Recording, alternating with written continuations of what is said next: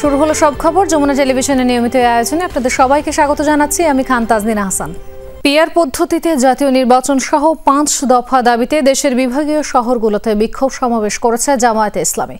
চট্টগ্রামে বিক্ষোভ সমাবেশ করেছে জামায়াতে ইসলামী। বিকেলে নগরীর আন্দরকিল্লা শাহী জামে মসজিদের সামনে এই সমাবেশে প্রধান অতিথি হিসেবে উপস্থিত ছিলেন দলটির সহকারী সেক্রেটারি জেনারেল মাওলানা রফিকুল ইসলাম খান। এ সময় তিনি বলেন, আগামী নির্বাচন পিআর পদ্ধতিতেই হবে। কেউ কেউ এর বিরোধিতা করছে, কিন্তু জনগণ তা মেনে নেবে না।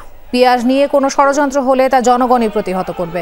আগামীর বাংলাদেশ হবে বৈষম্য মুক্ত, চাঁদাবাজ মুক্ত। সমাবেশ শেষে একটি বিক্ষোভ মিছিল নগরীর বিভিন্ন সড়ক ঘুরে নিউ মার্কেট এলাকায় গিয়ে শেষ হয়।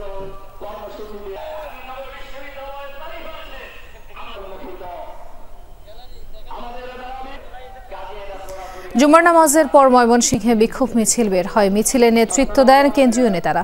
সেখানে জুলাই জাতীয় সনদের ভিত্তিতে আগামী ফেব্রুয়ারির নির্বাচন আয়োজন, নির্বাচনের সংসদের উভয় কক্ষে পিআর পদ্ধতি চালু করা, অবাধ ও সুষ্ঠু নির্বাচনের জন্য লেভেল প্লেইং ফিল্ড তৈরি নিশ্চিত, ফ্যাসিস্ট সরকারের গণহত্যা ও দুর্নীতির বিচার সহ ৫ দফা দাবি জানায় নেতাকর্মীরা। এছাড়া রংপুর, বরিশাল, খুলনা সহ বিভাগীয় শহরগুলোতে এই কর্মসূচি হয়। জামায়াতের বিক্ষোভ সমাবেশের আরো খবর জানাতে খুলনা থেকে যুক্ত হচ্ছেন সহকর্মী প্রবীর বিশ্বাস। প্রবীর, আপনি এখন ঘটনাস্থলে আছেন। বিক্ষোভ সমাবেশের সবশেষ তথ্য কি আছে আপনার কাছে? তানজিম, সবশেষ তথ্য হচ্ছে কিছু সময় আগে বিক্ষোভ সমাবেশ এবং তার পরপরই বিক্ষোভ মিছিলটি সম্পন্ন হয়েছে। বিক্ষোভ সমাবেশটি নগরীর যে ডাকবাংলো মোড় রয়েছে সেখানে শুরু হয়েছিল এবং সেখান থেকে পরে বিক্ষোভ মিছিলটি নগরীর বিভিন্ন সড়ক প্রদক্ষিণ করে আমরা যেখানে দাঁড়িয়ে আছি নগরীর শিববাড়ি মোড়, এই স্থানে শেষ হয়েছে। এবং আপনি জানেন যে জুলাই সনদ বাস্তবায়নের দাবিতে সারা দেশব্যাপী যে জামায়াতে ইসলামী যে বিক্ষোভ সমাবেশ করছে এবং তার ধারাবাহিকতার অংশ হিসেবে তারা আজকে এই কর্মসূচি পালন করছে। একটু আপনাদের দাবিটা কি একটু শুনতে চাই। পিআর নির্বাচন এবং জুলাই সনদ বাস্তবায়ন আমরা চাই, এটাই এবং ৫ দফা যে দাবি আমাদের কেন্দ্রীয় সংগঠনের যে 5 দফা দাবি। প্রথম দাবি হচ্ছে জুলাই সনদ, দ্বিতীয় দাবি হচ্ছে লেভেল প্লেইং ফিল্ড এবং তৃতীয় দাবি হচ্ছে পিআর পদ্ধতির নির্বাচন। অবশ্যই আমরা পিআর পদ্ধতির নির্বাচন চাই। আপনারা সেটা দাবি করছেন, এই দাবি যদি বর্তমান সরকার মেনে না নেয় তাহলে কি ধরনের কর্মসূচি দিতে পারেন আপনারা? আমাদের এরকম গণ আন্দোলন চলবে। জুলাই অভ্যুত্থানে যেরকম বড় ধরনের একটা পিআর পদ্ধতিতে নির্বাচন না হবে ততদিন পর্যন্ত আমরা এরকম প্রত্যেকটা জায়গায় আমাদের কর্মসূচি এবং গণ অভ্যুত্থানের মতো বড় বড় বিপ্লব আমরা ঘটাতে থাকবো ইনশাআল্লাহ। তানজিম, আমরা শুনছিলাম যে 5 দফা দাবি নিয়ে জামায়াতে ইসলামী বাংলাদেশ সারা দেশে বিক্ষোভ সমাবেশ করছে। খুলনাতেও সেটি অনুষ্ঠিত হয়েছে এবং তাদের যে 5 দফা দাবি তার ভিতর পিআর পদ্ধতি, অংশীদারিত্বমূলক নির্বাচন, একই সাথে জুলাই সনদ বাস্তবায়নের এই কথাটি কিন্তু বরাবরই তারা বলে আসছে। সে কারণে তারা হুঁশিয়ারিও দিয়েছে এবং যে বিক্ষোভ সমাবেশটি হয়েছে সেখানেও তারা হুঁশিয়ারি দিয়েছেন তাদের এই দাবিগুলো যদি মানা না হয় তাহলে তারা রাজপথে ছিল, রাজপথে থাকবে এবং রাজপথে থেকেই তারা এই আন্দোলন চালিয়ে যাবে দাবি আদায়ের জন্য। তানজিম, যুক্ত হওয়ার জন্য ধন্যবাদ প্রবীর। নির্বাচন যতই ঘনিয়ে আসছে পিআর নিয়ে অনেকেই আন্দোলনের কর্মসূচি শুরু করছে। গণতন্ত্র শক্তিশালী করতে হলে পিআর কার্যকরী পদক্ষেপ হবে না। রাজধানীর সেগুনবাগিচায় ফার্মাসিউটিক্যাল রিপ্রেজেন্টেটিভ অ্যাসোসিয়েশনের সম্মেলনে একথা বলেন বিএনপির স্থায়ী কমিটির সদস্য ডাক্তার জাহিদ হোসেন। তিনি বলেন, গণতান্ত্রিক অধিকার হিসেবে অনেকে পিআর চাইতেই পারে, কিন্তু সেটা হতেই হবে এমন মনোভাব অগণতান্ত্রিক। চাপিয়ে দেওয়া মনোভাব কখনো গণতান্ত্রিক হতে পারে না। ডাক্তার জাহিদ হোসেন বলেন, জনগণ না চাইলেও জনগণের নামে পিআর চেয়ে স্বৈরাচারকে আসার পথ সুগম করা হচ্ছে, নির্বাচন পেছানোর অপচেষ্টা চালানো হচ্ছে। পিআর চাই কখনো শুনেছেন? আপনারা শুনেননি এবং এই ধরনের বক্তব্য কারো ছিল না। আজকে কেউ বলেন, বলতে দোষ নাই, কারণ গণতন্ত্রের মধ্যে কথা বলবেন, this is the beauty of democracy. কিন্তু যখন আপনি বলেন আপনার কথাটি না শুনলে এটা হতে দিব না, এটা করতে দিব না, তখন কিন্তু কর্তৃত্ববাদিতার আওয়াজ পাওয়া যায়। অর্থাৎ স্বৈরাচার যে ভাষায় কথা বলতো ওটি বোঝা যায়। নিম্নকক্ষ হবে আসন ভিত্তিক আর উচ্চকক্ষ পিআর পদ্ধতিতে। সংবিধান আর নির্বাচন ব্যবস্থা সংস্কার কমিশন থেকে এমনটাই সুপারিশ করা হয়েছে বলে জানিয়েছেন কমিশন প্রধান ডক্টর বদিউল আলম মজুমদার। সকালে মেহেরপুরে সুশাসনের জন্য নাগরিক আয়োজিত মতবিনিময় সভায় তিনি আরো বলেন, পিআর ও আসন ভিত্তিক নির্বাচন দুটিরই ইতিবাচক নেতিবাচক দিক আছে, তাই সংসদ দুই পদ্ধতিতেই থাকা উচিত বলে মনে করেন তিনি। এই সময় ঐকমত্যের মাধ্যমে একটি সুষ্ঠু ও নিরপেক্ষ নির্বাচন হবে বলেও আশা প্রকাশ করেন বদিউল আলম। বলেন, ভোটের মাধ্যমে একটি কার্যকরী গণতান্ত্রিক ব্যবস্থা প্রতিষ্ঠিতের পথ প্রশস্ত হবে। সংবিধান সংস্কার কমিশনের পক্ষ থেকে আমরা প্রস্তাব করেছি নিম্নকক্ষে হবে আসন ভিত্তিক যে বর্তমান যে পদ্ধতি আছে, আর উচ্চকক্ষ হবে পিআর পদ্ধতিতে আনুপাতিক পদ্ধতির ভিত্তিতে। তো দুটোই ইতিবাচক দিক আছে, দুটোর নেতিবাচক দিক আছে, এই জন্য আমরা মনে করি দুটোই হওয়া দরকার। প্রাথমিক বিদ্যালয়ে গানের শিক্ষক নিয়োগের প্রজ্ঞাপন বাতিল এবং বাধ্যতামূলক ধর্মীয় শিক্ষক নিয়োগের দাবিতে বিক্ষোভ সমাবেশ ও মিছিল করেছে জাতীয় ওলামা মাশায়েখ আইম্মা পরিষদ। তারা বলেছে, দাবি দ্রুত বাস্তবায়ন করা না হলে অন্তর্বর্তী সরকারকে কঠোর আন্দোলনের মুখোমুখি হতে হবে। জুমার নামাজের পর বাইতুল মোকাররম মসজিদের উত্তর গেটে অন্তর্বর্তী সরকারের উদ্দেশ্যে এই হুঁশিয়ারি দেন জাতীয় ওলামা মাশায়েখ আইম্মা পরিষদের নেতারা। পরিষদের উপদেষ্টা ইসলামী আন্দোলন বাংলাদেশের সিনিয়র নায়েবে আমির মুফতি সৈয়দ মোহাম্মদ ফয়জুল করিম বলেন, শেখ হাসিনা গানের শিক্ষক নিয়োগের প্রক্রিয়া শুরু করেছিলেন, তবে এখন সেই প্রক্রিয়া বাস্তবায়িত হচ্ছে। দেশের প্রাথমিক বিদ্যালয়গুলোতে ধর্মীয় শিক্ষক নিয়োগ দেওয়া না হলে কঠোর আন্দোলনের মাধ্যমে তার আদায় করা হবে বলে হুঁশিয়ারি দেন তিনি। আওয়ামী লীগ গানের শিক্ষক নিয়োগ দিবে, কিন্তু মুসলমান এবং ওলামায়ে কেরামের আন্দোলনের কারণে দিতে পারে নাই। তাহলে কি দেখলাম? শেখ হাসিনা চলে গেছে, তার চেলা চামুন্ডারা এখানেই আছে। ৫৪ বছর ধরে যাদের মাধ্যমে দেশ চলেছে তারা মানুষের তিনটি আকাঙ্ক্ষা নিশ্চিত করতে পারেনি। সাম্য, মানবিক মর্যাদা, ন্যায় বিচার কোনোটাই নিশ্চিত করা হয়নি। বিকেলে ইসলামী আন্দোলন বাংলাদেশের গণসমাবেশে এসব মন্তব্য করেছে ইসলামী আন্দোলন বাংলাদেশের আমির সৈয়দ মোহাম্মদ রেজাউল করিম। তিনি বলেন, দিল্লিতে বৃষ্টি হলে এদেশে ছাতা ধরার চেষ্টা রুখে দিতে হবে। এখন পরিবর্তন প্রয়োজন। জনসাধারণের এই তিনটি আকাঙ্ক্ষা নিশ্চিত করেছে একমাত্র ইসলাম। অন্যান্য রাজনৈতিক দল দেশে অশান্তি সৃষ্টি করেছে বলেও মন্তব্য করেন দলের আমির। সমাবেশ শেষে শহরের বিভিন্ন জায়গায় প্রদক্ষিণ করে শোডাউন করেন ইসলামী আন্দোলন বাংলাদেশের নেতাকর্মীরা।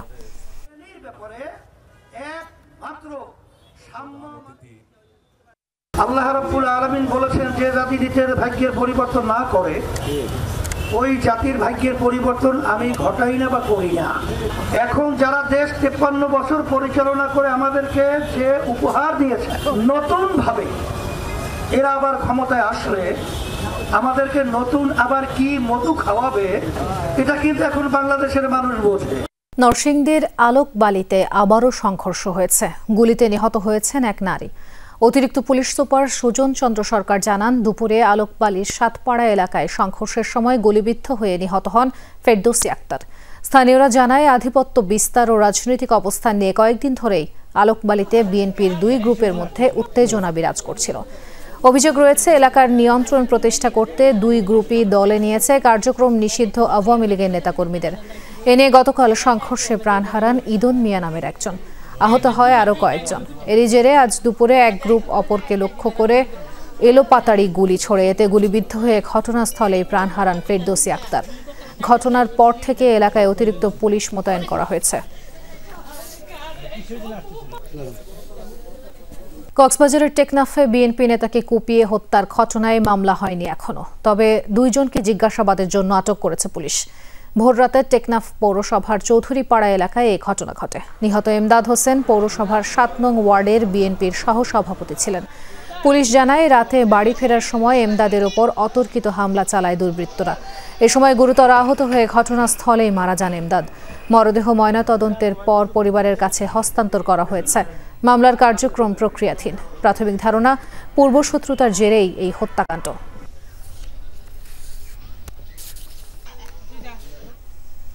সুনামগঞ্জের জামালগঞ্জে পূর্ববিরোধের জেরে দুপক্ষের সংঘর্ষে একজন নিহত হয়েছেন। এ ঘটনায় জড়িত সন্দেহে ৪ জনকে আটক করেছে পুলিশ। দুপুরে উপজেলার লক্ষ্মীপুর গ্রামে এই ঘটনা ঘটে। পুলিশ ও স্থানীয়রা জানায়, ইউপি সদস্য কামরুল ইসলাম ও আব্দুল মতিনের মধ্যে দীর্ঘদিনের বিরোধ চলছিল। সেই জেরে সকালে সংঘর্ষের আশঙ্কা দেখা দিলে সালিশের মাধ্যমে বিষয়টি মীমাংসা করে গ্রামবাসী। পরে আবার সংঘর্ষে জড়িয়ে পড়ে দুপক্ষের লোকজন। এ সময় আহত হয় কয়েকজন। উদ্ধার করে হাসপাতালে নেওয়ার পথে মৃত্যু হয় সেজাউল ইসলাম ওরফে কালামিয়া নামের একজনের। কুমিল্লার হোমনায় 4টি মাজারে হামলা, ভাঙচুর, অগ্নিসংযোগের ঘটনায় মামলা হয়েছে। অজ্ঞাত 22 জনকে আসামি করে এই মামলা করেছে পুলিশ। এর আগে একটি ফেসবুক আইডি থেকে ধর্ম নিয়ে কটূক্তির অভিযোগে এলাকায় উত্তেজনার সৃষ্টি হয়। অভিযুক্তকে গ্রেফতার করা হলেও হামলা, ভাঙচুর, অগ্নিসংযোগ করে একদল লোক। ঘটনাটিকে পূর্ব পরিকল্পিত বলেই দাবি স্থানীয়দের। প্রায় 3 দশকের পুরনো ফকির কফিলউদ্দিন শাহর মাজার এখন অবশিষ্ট কেবল ধ্বংসাবশেষ। ভক্ত অনুসারীরা কখনো ভাবেননি মাজারটিতে এভাবে হামলা হতে পারে। বৃহস্পতিবার সকালে মাজারটিতে হামলা ভাঙচুরের পর আগুন ধরিয়ে দেয় একদল লোক। শুধু কফিলউদ্দিন শাহর মাজার নয়, কুমিল্লার আসাদপুরে এ সময় আরও 3টি মাজারেও ভাঙচুর চালায় সংঘবদ্ধ জনতা। অভিযোগ উঠেছে লুটপাটেরও। স্থানীয় ও ভুক্তভোগীরা জানান, একটি ফেসবুক আইডি থেকে ধর্ম নিয়ে আপত্তিকর পোস্ট ঘিরে উত্তেজনা দেখা দেয়। মামলা হলে অভিযুক্তকে গ্রেফতার করে কারাগারে পাঠানো হয়। এতেই ঘটনাটির সুরাহা হয়েছে বলে ভাবেন স্থানীয়রা। তবে পরদিন মাইকে উস্কানি ছড়িয়ে বিভিন্ন এলাকা থেকে লোক জড়ো করা হয়। অভিযোগ, এরপরই পূর্ব পরিকল্পিতভাবে চালানো হয় এই হামলা। অনেক লোক আসছিল, তাদের আমি চিনি না, তো বহুত লোক আসছিল। এরপরে ফায়ার সার্ভিস আসছে, সেনাবাহিনী আসছে, থানার পুলিশ আসছে, টিউনি সাহেব আসছে, তাদের কথা মানলো না। আগুনটা লাগাই দিল। পূর্ব পরিকল্পিত ভাবে ছিল, তারা হয়তোবা এরকম কোনো সুযোগ পাচ্ছে না, এই জন্য তারা কাজটা করতে পারে না। এখন সুযোগ হয়েছে, একটা উছিলা বিদ্যুৎমূলক এই ঘটনাটা ঘটাইছে। স্থানীয় রাজনীতিবিদরা জানান, বৃহস্পতিবার সকালে তৌহিদি জনতার ব্যানারে একটি সমাবেশ করা হয়। এ সময় তাদের পাশাপাশি স্থানীয় প্রশাসন ও পুলিশ সদস্যরা উপস্থিত থাকলেও ভাঙচুর, অগ্নিসংযোগ থামানো যায়নি। আমাকে সকালে ইউনুস স্যার এবং এই যে থানার ভারপ্রাপ্ত কর্মকর্তা ওসি, ওনারা আমাকে ফোন দিলেন যে আসামপুরে একটা সমাবেশ হচ্ছে, আপনার এখানে আসতে হবে, না হয় তাহলে কিন্তু বাধা দিবেন। 4টি মাজারে হামলা, ভাঙচুর আর আগুনের ঘটনায় অজ্ঞাত 22 জনকে আসামি করে মামলা করেছে পুলিশ। এ ঘটনায় জড়িত ও ইন্ধনদাতাদের শনাক্ত করে আইনের আওতায় আনার আশ্বাস পুলিশ কর্মকর্তার। কারা অজ্ঞাত কিছু লোক হোমনা থানার যে আসাদপুর ইউনিয়নে কয়েকটা মাজারে অপ্রীতিকর ঘটনা ঘটিয়েছেন। আমরা এটা নিয়ে আইনগত ব্যবস্থা নিচ্ছি, এটা আমরা মামলা রেকর্ড করছি একটা। তবে এখনও থমথমে পরিস্থিতি বিরাজ করছে এলাকায়। জোরদার করা হয়েছে আইন শৃঙ্খলা বাহিনীর টহল। হুমায়ুন রশিদ, যমুনা নিউজ। এ বিষয়ে আরো জানাতে যুক্ত হচ্ছেন সহকর্মী খোকন চৌধুরী। খোকন, মামলা তো হয়েছে, মামলার পরে এখন পরিস্থিতি কেমন এলাকায়? তাজনীন, আসলে আমরা সকাল থেকেই এই এলাকায় অবস্থান করছি এবং যেই 4টি মাজার ক্ষতিগ্রস্ত হয়েছে সবগুলো মাজারই কিন্তু আসলে ঘুরে দেখেছি এবং সাধারণ মানুষের সঙ্গে আমরা কথা বলেছি এবং তাদের এই বক্তব্য সেটি জানার চেষ্টা করেছি। আসলে সকাল থেকেই আসলে মানুষের সঙ্গে কথা বলে যেটি আমরা জেনেছি, সকলেই কিন্তু একটি উৎকণ্ঠার মধ্যে রয়েছেন। অর্থাৎ আসলে কখন কি হয়, কি হতে যাচ্ছে, এইসব বিষয় নিয়ে কিন্তু তাদের মধ্যে একটি উৎকণ্ঠা কাজ করছে। তবে এইসব বিষয়ে আসলে যারা প্রশাসনের দায়িত্বে রয়েছেন, বিশেষ করে হোমনা থানার ওসির সঙ্গে আমরা কথা বলেছি, তিনি যেটি জানিয়েছেন যে এই এলাকার সার্বিক নিরাপত্তার জন্য কিন্তু তাদের পর্যাপ্ত আইন শৃঙ্খলা বাহিনীর সদস্যরা রয়েছেন এবং তারা বিভিন্ন জায়গায় কিন্তু ঘুরে ঘুরে টহল দিচ্ছেন এবং বিশেষ কিছু পয়েন্টে তারা অবস্থানও করছেন। তো সব মিলে তারা যেটি বলতে চাচ্ছেন যে আসলে এখানকার যে আইন শৃঙ্খলা পরিস্থিতি সেটি তাদের নিয়ন্ত্রণে রয়েছে এবং সাধারণ মানুষকে আশ্বস্ত করতে চাচ্ছেন যাতে আর কোনো ধরনের এই ধরনের অপ্রীতিকর ঘটনা ঘটবে না এবং মানুষের প্রতিও আহ্বান জানাচ্ছেন। এবং সারা দিন আজকে কিন্তু জুমার দিন মসজিদগুলোতেও কিন্তু আসলে যারা ইমাম খতিব রয়েছেন তাদের মাধ্যমেও কিন্তু সাধারণ মানুষকে সচেতন করা হয়েছে যাতে এই ধরনের আর পুনরাবৃত্তি না হয় এবং মানুষ যাতে তাদের নির্বিঘ্নে তাদের বাড়িঘরে বসবাস করতে পারেন সেই বিষয়টি কিন্তু লক্ষ্য করা হয়েছে। এখানে যে মাজারগুলোতে হামলা করা হয়েছে এগুলো কিন্তু কোনোটা অর্ধশত বছরের পুরনো, কোনোটা 3 দশকেরও অধিক সময় ধরে চলছে। তো এই যারা স্থানীয় রয়েছেন তারা কিন্তু এই পরিস্থিতির সম্মুখীন হবেন তারা কিন্তু সেটি ভাবেননি এবং আচমকাই আসলে এই ঘটনার তারা চাচ্ছেন যে এই ধরনের অপ্রীতিকর ঘটনা যাতে আর পুনরাবৃত্তি না হয় সেটি আসলে প্রশাসনের কাছে জোর দাবি জানাচ্ছেন। যুক্ত হওয়ার জন্য ধন্যবাদ খোকন। রাজনৈতিক ও আমলাতান্ত্রিক অঙ্গনে বৈষম্য বিরোধী আন্দোলনের চেতনার কোনো প্রতিফলন ঘটেনি বলে মন্তব্য করেছেন টিআইবি নির্বাহী পরিচালক ডক্টর ইফতেখারুজ্জামান। টিআইবি ও reporters forum for election and democracy আয়োজিত এক কর্মশালায় এই মন্তব্য করেন তিনি। বলেন, দীর্ঘ প্রক্রিয়ায় দ্বিমুখী দলীয়করণের মাধ্যমে দেশের অবকাঠামো পঙ্গু করে দেওয়া হয়েছে। সেটি 1-1.5 বছরে ঢেলে সাজানো সম্ভব নয়। তবে সংস্কারের জন্য অন্তর্বর্তী সরকার বেশ কিছু কমিশন গঠন করেছে। তাদের প্রস্তাবনা ও সুপারিশের কোনো অগ্রগতি হয়নি। রাজনৈতিক দলগুলো গণমাধ্যমে যাই বলুক না কেন, দিন শেষে তারা সুষ্ঠু নির্বাচন না চাইলে লেভেল প্লেইং ফিল্ড নিশ্চিত করা কঠিন হয়ে পড়বে বলেও মন্তব্য করেন তিনি। বলেন, নির্বাচনে যে কোনো উপায়ে জিতে আসার মনোভাব থাকলে সুষ্ঠু নির্বাচন সম্ভব নয়। ভোটারদের জন্য উপযুক্ত পরিবেশ সৃষ্টি করার ব্যাপারেও জোর দেন তিনি।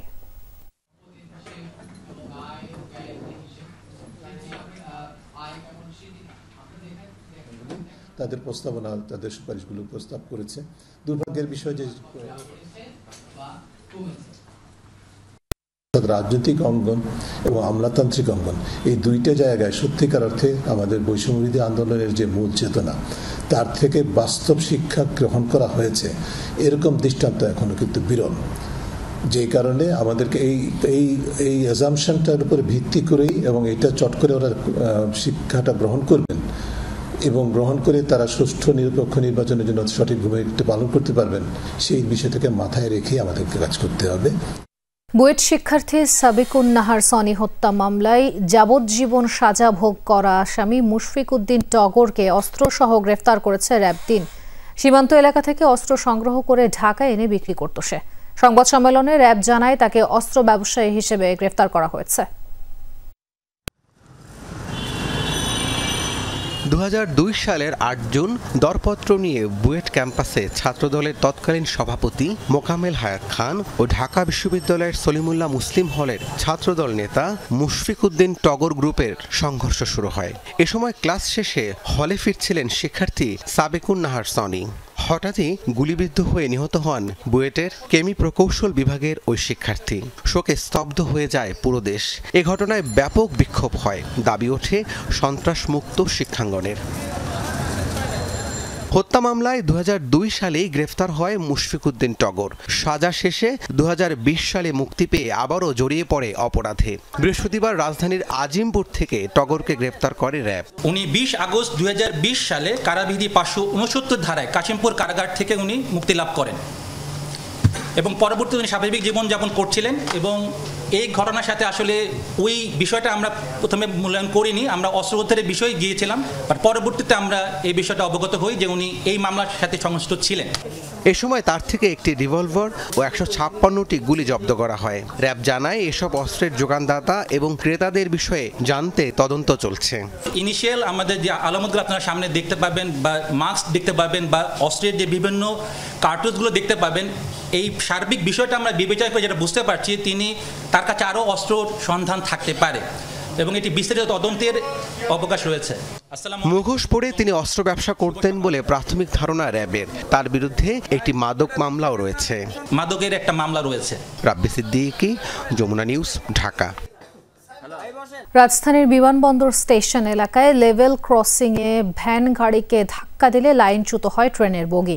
এতে প্রায় ঘণ্টাখানেক বন্ধ ছিল ঢাকামুখী রেল চলাচল। সকালে বিমানবন্দর রেল স্টেশনে পৌঁছানোর ঠিক আগ মুহূর্তে হয় এই দুর্ঘটনা। জানা যায় 10:15 নাগাদ টঙ্গী রেল স্টেশন ছেড়ে আসা সিরাজগঞ্জ আন্তনগর ট্রেনটি বিমানবন্দর স্টেশনে প্রবেশের সময় কসাইবাড়ি রেল গেটে দুর্ঘটনায় পড়ে। এতে প্রায় ঘণ্টাখানেক বন্ধ ছিল ঢাকামুখী ট্রেন চলাচল। যদিও স্বাভাবিক ছিল ঢাকা থেকে ছেড়ে যাওয়া ট্রেন চলাচল।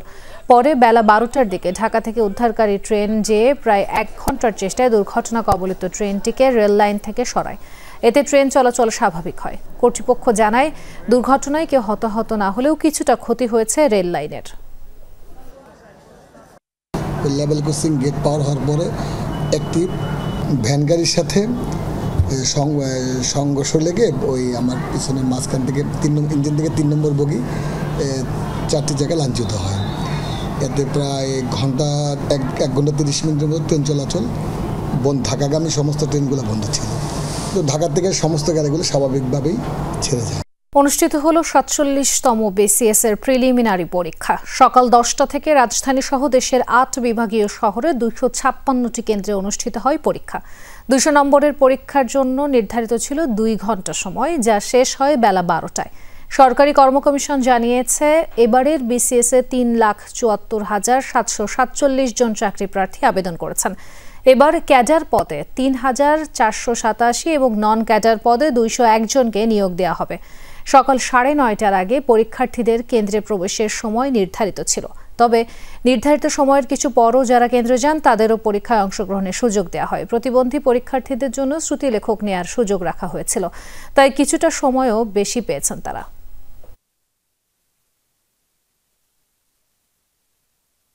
লিডের কারণে আমি ঢুকছি, কিন্তু আমাকে অনেকক্ষণ বসায় রাখছে। অযথাই ভাবছি আমাকে পরীক্ষা দিতে দিবে, বসায় রাখার উদ্দেশ্য, কিন্তু আমাকে কোনো পরীক্ষা দিতে দেয় না আর কি। পরিবেশটা খুবই সুন্দর এবং কোনো জ্ঞানজাম হয় নাই, রাস্তাঘাটেও সুন্দরভাবে আসছি। প্রশ্ন হার্ডই হয়েছে, অন্যান্যবার তো রিপিট কোশ্চেন আসে, এবার বেশি আসে নাই। বিসিএস আসলে যে আপনার পড়াশোনা না করলে যে বিসিএস পাস করা যায় না, এটা আজকের কোশ্চেনে আসলে বোঝা যাচ্ছে আর কি। মনে হয়েছে যে গতানুগতিক থেকে ভিন্ন ধরনের প্রশ্ন কঠিন ছিল বলা যায় আর কি। পোষ্য কোটা পুনর্বহালের সিদ্ধান্তের প্রতিবাদে বিক্ষোভ করছেন রাজশাহী বিশ্ববিদ্যালয়ের শিক্ষার্থীরা। দুপুরে জুমার নামাজের পর বিশ্ববিদ্যালয়ের কেন্দ্রীয় মসজিদের সামনে থেকে মিছিল বের করেন তারা। প্যারিস রোড সহ গুরুত্বপূর্ণ মোড় ঘুরে প্রশাসন ভবনে গিয়ে শেষ হয় মিছিলটি। পরে সেখানে বিক্ষোভ করেন শিক্ষার্থীরা। এ সময় বিভিন্ন স্লোগান দেন তারা। অবিলম্বে পোষ্য কোটা পুনর্বহালের সিদ্ধান্ত বাতিলের দাবি জানান। বলেন, কোনোভাবেই নতুন করে কোটা ফিরতে দেওয়া হবে না। বৃহস্পতিবার পোষ্য কোটা পুনর্বহালের সিদ্ধান্ত নেয় ২০২৪-২৫ শিক্ষাবর্ষের উপকমিটি। বিশ্ববিদ্যালয়ের শিক্ষক, কর্মকর্তা ও কর্মচারীরা 10টি শর্ত মেনে এই সুবিধা পাবেন। শর্ত মতে শুধুমাত্র পাস মার্ক দিয়ে একটি বিভাগের সর্বোচ্চ 2 জন পোষ্য কোটায় ভর্তির সুবিধা পাবেন। পুনর্বহালের আদেশ বাতিল করার জন্য আমরা আজকে বিক্ষোভ কর্মসূচি দিয়েছি। যদি আজকের মধ্যে তারা এইটা পুনর্বহালের আদেশ বাতিল না করে, তাহলে পরবর্তী কর্মসূচি আমাদের কঠোর থেকে কঠোরতম হবে, এবং সেইটা যারা সিদ্ধান্তের সাথে জড়িত, পুনর্বহালের সিদ্ধান্তের সাথে যারা জড়িত, তাদের পদত্যাগের দাবিও আমরা চাইতে পারি। কেবল কর্পোরেট গ্রুপ নয়, দালাল, আড়তদার ও খুচরা বিক্রেতাদের সম্মিলিত সিন্ডিকেট নিত্যপণ্যের বাজার অস্থিতিশীল করে রেখেছে, এমন কথা জানিয়েছেন কনজিউমার অ্যাসোসিয়েশন অব বাংলাদেশ ক্যাবের সভাপতি AHM শফিকুজ্জামান। সকালে ঢাকা রিপোর্টার্স ইউনিটিতে সংবাদ সম্মেলন করে তিনি জানান, সিন্ডিকেটের কারণে কৃষকের কাছ থেকে আসা 30 টাকার পণ্য রাজধানীর ক্রেতাদের কিনতে হয় 80 টাকায়। শফিকুজ্জামান বলেন, প্রতিযোগিতা কমিশনকে সঙ্গে নিয়ে বাজার সিন্ডিকেট ভাঙতে কাজ করবে ক্যাব। পাশাপাশি ন্যায্য মূল্য নিশ্চিত করতে কৃষকদের পণ্য সরাসরি ভোক্তার কাছে পৌঁছানোর ব্যবস্থা নেওয়া জরুরি বলেও জানান তিনি। সরকার বরাদ্দ দিলেও বেশিরভাগ কৃষি ঋণ কৃষকের কাছে পৌঁছায় না উল্লেখ করে ক্যাব সভাপতি বলেন, এর জন্য চড়া সুদে দাদন দিতে বাধ্য হচ্ছেন তারা। কৃষি ঋণটা বিতরণ হয় আপনার ওখানে একটা সিন্ডিকেট করে, কৃষকদের সিগনেচার নিয়ে একটা গ্রুপ এটা নিচ্ছে, এবং ওই কৃষকদেরকে তারা দাদন দিচ্ছে। তার কৃষকদের 1 কেজি আলু উৎপাদনে যদি 16 টাকা খরচ হয়, সেখানে সে হাই রেটে আপনার নিচ্ছে, যেটা 4% ইন্টারেস্টে নেওয়ার কথা, এবং ওই আলুটা তার কাছে বিক্রি করতে হবে। ফার্টিলাইজার পুরোপুরি একটা নিয়ন্ত্রিত। সরকারি আবাসন পরিদপ্তরের উপপরিচালক, সহকারী পরিচালক ও সহকারী হিসাব রক্ষক সহ 3 কর্মকর্তাকে সাময়িক বরখাস্ত করেছে গৃহায়ন ও গণপূর্ত মন্ত্রণালয়। সরকারি বাসা বরাদ্দে অনিয়ম, উৎকোচ দাবি এবং দুর্নীতির অভিযোগের প্রেক্ষিতে তাঁদের বিরুদ্ধে ব্যবস্থা নেওয়া হয়েছে। শুক্রবার গৃহায়ন ও গণপূর্ত মন্ত্রণালয়ের এক প্রেস বিজ্ঞপ্তিতে এসব তথ্য জানানো হয়েছে। বরখাস্ত হওয়া কর্মকর্তারা হলেন উপপরিচালক রাশেদ আহমেদ সাদি, সহকারী পরিচালক বিলাল হুসাইন ও সহকারী হিসাবরক্ষক নজরুল ইসলাম। বিজ্ঞপ্তিতে বলা হয়, চাকরির গ্রেড ও বেসিক বেতন বিবেচনা না করে সরকারি বাসা বরাদ্দ D1 ও D2 শ্রেণীর বাসা বরাদ্দে আবেদনকারীদের কাছ থেকে মোটা অঙ্কের উৎকোচ দাবি এবং বরাদ্দ সংক্রান্ত সভায় দায়িত্ব পালনে অনিয়মের অভিযোগে রাশেদ আহমেদ সাদি ও বিলাল হুসাইনকে বরখাস্ত করা হয়েছে।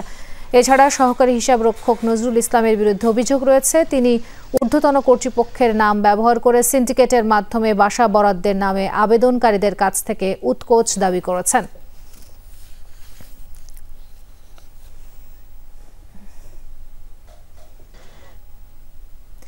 বিজিবিতে নিয়োগ পেয়েছেন ফেলানীর ভাই আরফান হোসেন। যেই সীমান্তে বোনকে হারিয়েছিলেন এখন সেই সীমান্ত পাহারায় উৎসর্গ করতে চান নিজেকে। সন্তানের সাফল্যে গর্বিত বাবা মা এবং পাড়া প্রতিবেশীরা। কাঁটাতারে ঝুলছে কিশোরী ফেলানীর মরদেহ। পুরো বিশ্বকে নাড়িয়ে দিয়েছিল সেই আলোচিত ছবি। 14 বছরও মেলেনি ফেলানী হত্যার বিচার। যে সীমান্তে তার বাবা মা কন্যাকে হারিয়েছিলেন সেই সীমান্তই পাহারার দায়িত্ব পেয়েছে আরেক সন্তান। বাংলাদেশ বর্ডার গার্ড বিজিবিতে চূড়ান্ত নিয়োগপ্রাপ্ত হয়েছে ফেলানীর ছোট ভাই আরফান ইসলাম। পরিবার জানায় ছেলের কঠোর পরিশ্রমের কারণেই এসেছে সাফল্য। দীর্ঘ 14 বছর ধরে আপনজনের মতো পাশে থাকায় বিজিবির প্রতি কৃতজ্ঞতা প্রকাশ করেন তারা। কেউ দাঁড়ায় নাই, কিন্তু বিজিবি আমাদের পাশে দাঁড়াচ্ছে। বিজিবি আজকে থেকে না, আমার যখন আমার মেয়ে মারা যায় তখন থেকে আমার বিজিবি পাশে, আমার পাশে সবসময় আছে। আমার পাশে যেন আমাদের মানে যে গরিব মানুষ, আমাদের খাওয়া ছিল না, ছিল না, খুব অভাবে ছিলাম, কিন্তু বিজিবি আমাদের অনেক সহযোগিতা করছে। পড়াশোনা করছে, রাত দিন পরিশ্রম করছে করে ওনারা। আমাদেরও আশা ছিল বা আরফান হোসেনেরও আশা ছিল যে বিজিবির মধ্যে ও যোগ্যতা হিসাবে চাকরি নিবে। বিপদে আপদে বিজিবিকে পাশে পাওয়ায় তখন থেকেই বাহিনীর প্রতি আলাদা আকর্ষণ ছিল আরফানের। নিজ যোগ্যতায় উত্তীর্ণ হয়েছেন পরীক্ষার প্রতিটি ধাপ। আরফানের বিজিবিতে যোগদানের খবরে খুশি পাড়া প্রতিবেশীরাও। আমার বোন ফেলানী যখন মারা যায় তখন আমার বাবা পুরোপুরি ভেঙে পড়ছিল, তখন কেউ সাহায্য সহযোগিতা করেছে, কিন্তু বিজিবি সদস্য আমাদের পাশে তখন ওই অবস্থায় ছিল। এখন ওই অবস্থা থাকার পরে আমরা একটু ভরসা পাই। সেই ক্ষেত্রে আমার বাবা আমাদেরকে পড়ালেখা করাইছে, শিক্ষিত বানাইছে। আগে আমাদের সংসার অনেক কষ্ট করে চলতো, আমার বড় ভাই চাকরি পেয়েছে, এখন আমাদের সংসারের যদি হালটা ধরে তাহলে আমাদের পড়াশোনার খরচটা অনেক ভালো চলবে। চাকরি পেয়েছে এলাকাবাসীরা সবাই খুশি, আরও জানি মা বাপ নিয়ে সুখে জানি চলতে পারে। সীমান্তে বড় বোনকে হারানোর পর আরফানের দৃঢ় মনোবলে সীমান্ত পাহারায় যুক্ত হবার সিদ্ধান্তকে সাধুবাদ জানাচ্ছেন বিজিবি কর্মকর্তারা।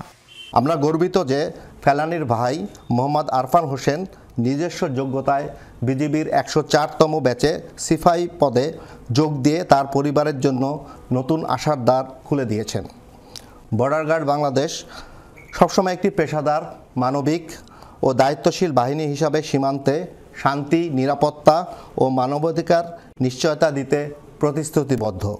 2011 সালের 7 জানুয়ারি কুড়িগ্রাম জেলার অনন্তপুর সীমান্তে বিএসএফের গুলিতে প্রাণ হারায় ফেলানী খাতুন।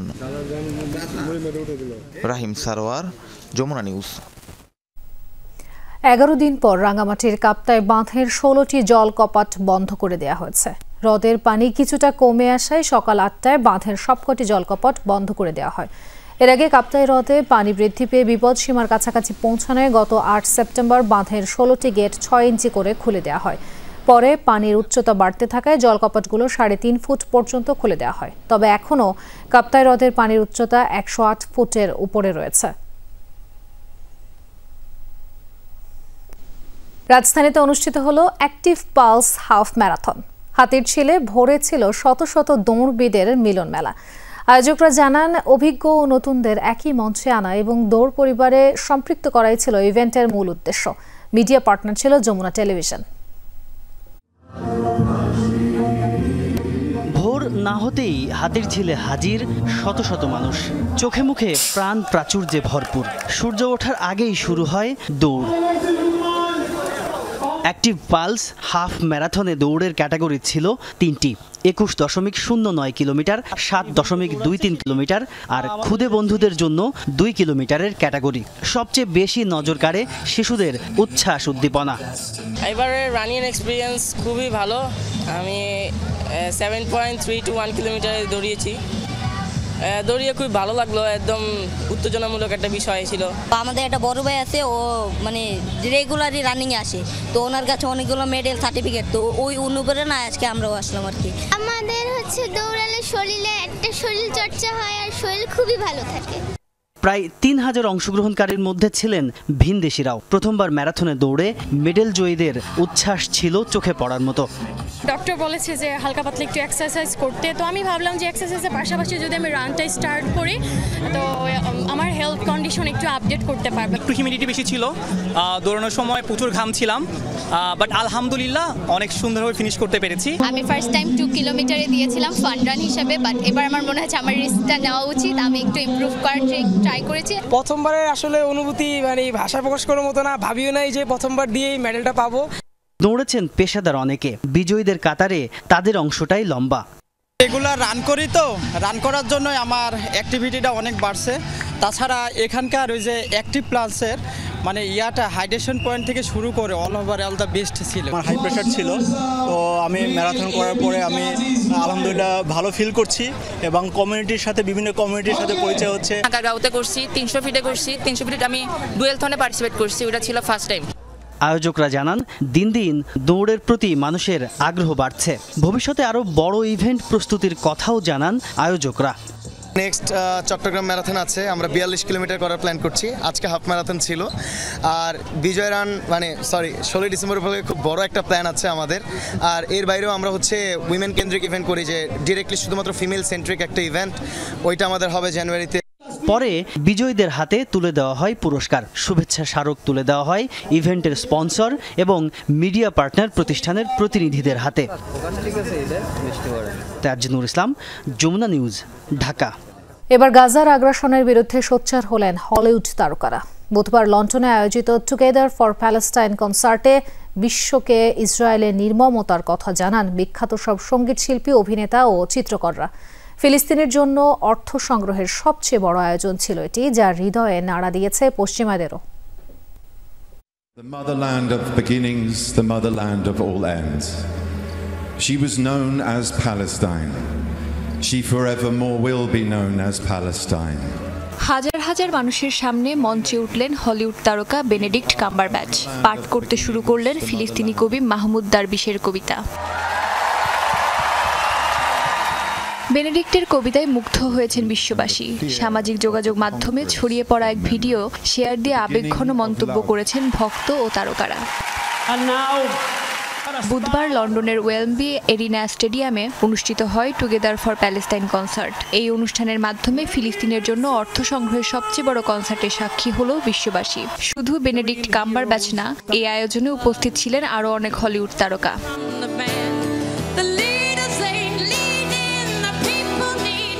বিশাল এই কনসার্টে গান গেয়েছেন বিখ্যাত সঙ্গীত শিল্পী ব্রায়ান এনো সহ আরও অনেক তারকা। প্রতিটি পরিবেশনার পেছনে ব্যাকগ্রাউন্ডে প্রদর্শিত হয়েছে ফিলিস্তিনি চিত্রশিল্পীদের আঁকা ছবি। এছাড়া অংশ নিয়েছে বেশ কিছু ফিলিস্তিনি শিল্পীরাও।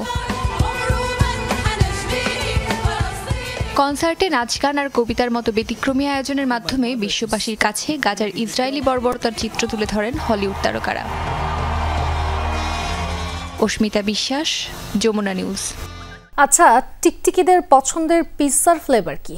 জুতোর গন্ধে আশপাশের মানুষের মনের অবস্থা কিংবা বিড়ালের কঠিন ও তরল আকার ধারণ কেমন হতে পারে? অদ্ভুত সব গবেষণায় মিলছে পুরস্কার। 10টি বিভাগে দেয়া এই সম্মাননার পরিচিত নোবেল পুরস্কারের প্যারোডি বা ইগ নোবেল হিসেবে। খ্যাতি আর মজার 35তম আসর হয়ে গেল যুক্তরাষ্ট্রে।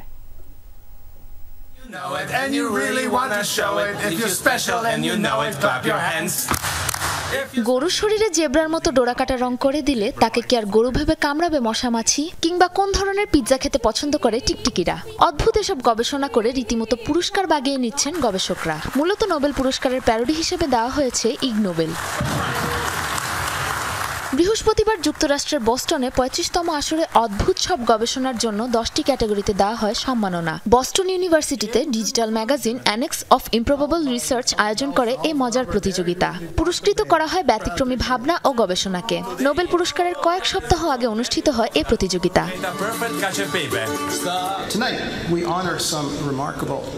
আজ আমরা কিছু অসাধারণ ব্যক্তি ও গোষ্ঠীকে সম্মান জানাতে যাচ্ছি। আজকের ইগ নোবেল বিজয়ী প্রত্যেকের গবেষণা প্রথমে মানুষকে হাসাতে, এরপর ভাবাতে বাধ্য করে।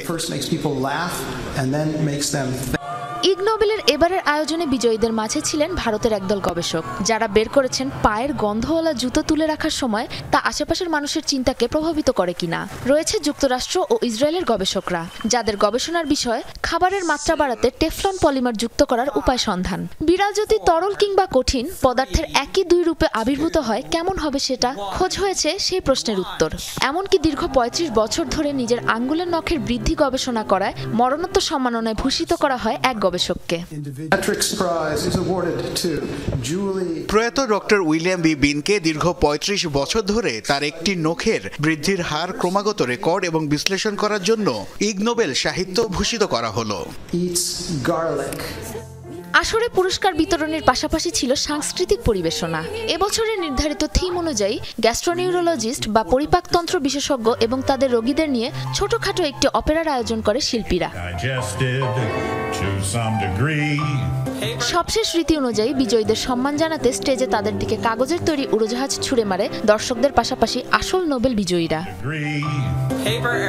সাবরিনা নুসরাত, যমুনা নিউজ। এই ছিল আজকের সব খবরের আয়োজনে। এতক্ষণ সাথে থাকার জন্য ধন্যবাদ সবাইকে।